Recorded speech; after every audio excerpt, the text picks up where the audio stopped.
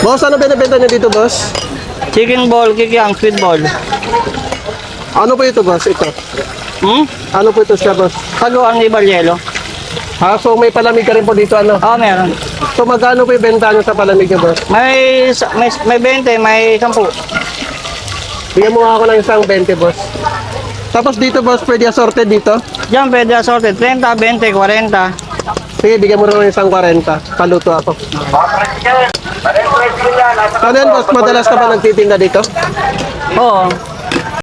Para po siyang tusok-tusok, boss, no? Oo. Ayun, kikiam, chicken ball, Squid ball. Ayun, no?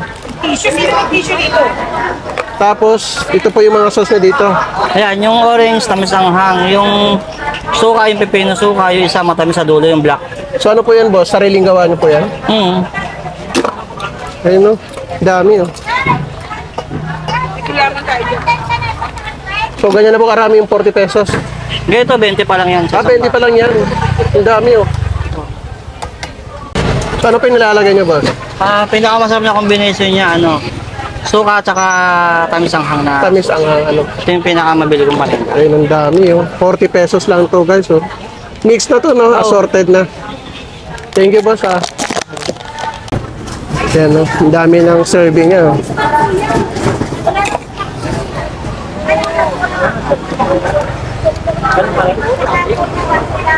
Ang sarap ng sauce, grabe, oh. Napakainit pa, oh. Wala suka yung isa. Sarap.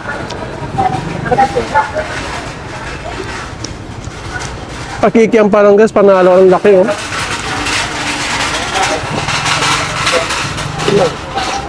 Try naman natin yung kanyang black sago.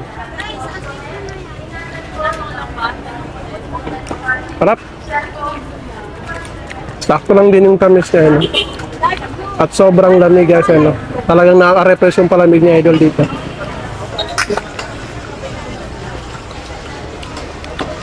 Solid.